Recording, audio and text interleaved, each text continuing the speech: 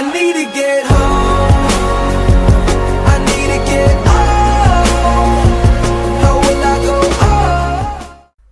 Hey guys, my name is Darren, otherwise known as Sparky, and I'm a professor from the Colorado University, and recently my studies in the hypothesis of the kneecap have gone tremendously well, but unfortunately my diagnosis of the Spanish clients were pretty misconstrued, if that's a word, and they ran away from me, and now I'm left to do this video. So welcome to another video of mine, and this is something a little bit different. Basically, I'm going to be giving you my insight into the Beta Pro camera. Why am I doing this is probably the question you're asking yourself, because you probably notice a lot of people don't use Beta Pro camera unless you're a keeper. I think it's kind of a pretty much a 95% chance if you're a keeper you're going to be using that particular camera mode, but as an outfield player it's just not used, not at all in a competitive way, or even just casually playing clubs it's not really used. But there's some kind of positives to it which I think people need to kind of give it a chance in a more casual sense, probably not competitive because it's quite a big learning curve to try and get used to it. But before we start, I'll just go into the actual settings here. So you've got to go into your main settings on the main control, go to customize settings, go down to the camera option, press an RT, or if you're on a PS4 it would be the bumper, whatever it is, I don't know, and then go to Pro Clubs camera and change it to Pro. Now if you're new to the game it'll already be at Pro, so you don't have to do all that messing about. But if you're just like me, you've got to go and change it yourself. Now why do you want to use Beta Pro camera? Basically it's probably the most rewarding camera you can use, especially for pro clubs. I think in our eyes, let's say years ago when the actual Pro Clubs feature was first coming out, there was a lot of hype about it. This was the thing that you thought, oh my god, I can actually be my own player, I can be a defender, I can be me as a centre back or whatever.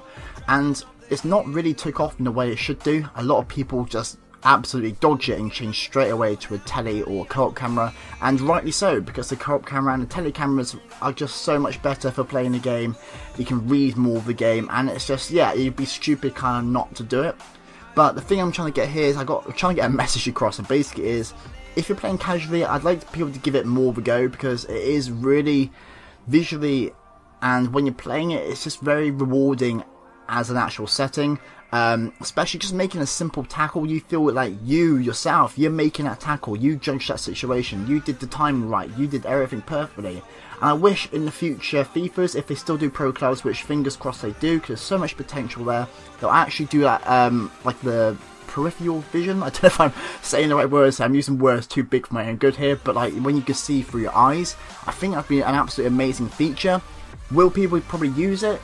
They'll probably do it at the start because it's a new feature, but again, it's not something that's going to probably take off if you have the option to change. Now, let's say, for example, it's forced upon us in a way. I think that would make people stand out better as players. It would make you see who the better players are when you've got to use your own vision. So say you can't see a player, you can literally... I don't know how it's going to work. Basically, if you do like the, I guess the virtual, whatever it's called, the virtual gaming thing, when that comes out, that's the possibility. But I hope that's something that comes into the game, because it could potentially be quite a big game changer in the fact that, especially pro club scene, everyone's kind of very similar, and that would really put you in a position where you have to use your intelligence a lot more. But anyway, enough of me preaching. Let's go into the positive and negatives. So the positives, like I said, is probably the most rewarding setting to use as an outfield player. Personally, like I said, I feel like I'm doing what I want to do. So that block right there, that was me doing that block. I had to get my position right, and I had to move into that player to challenge for that ball at the right time. And that's what feels really beautiful about this setting. But there's a lot of downsides, unfortunately, as well. Like, it's just...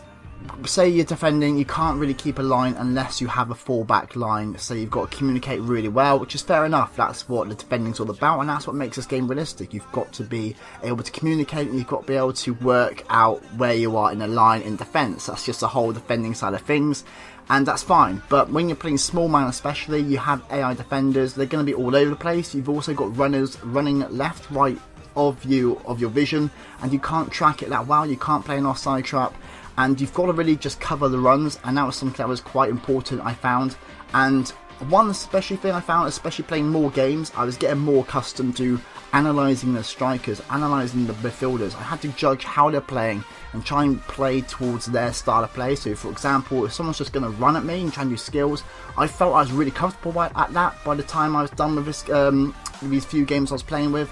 I felt like I could judge a situation, I could move towards them, and it just felt really nice to kind of change the way I played towards them. Now that would be completely different if I was using the co-op camera, because I'd been a lot more comfortable, and I think this really made me kind of had to think as a defender, and I like that.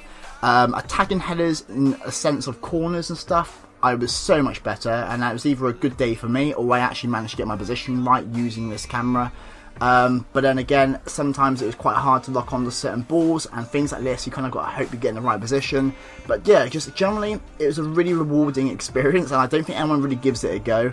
And yeah, I'd like people to give it a try and let me know what you think, and I'll do some more videos soon. So I hope you enjoy as always, guys. So I want you to take care, farewell, have a video saying, and goodbye. Spider web was tangled up with me, and I lost my head. And thought of all the stupid things I'd said. I had a falling out with a family member. I lashed out and said some shit I still can't remember.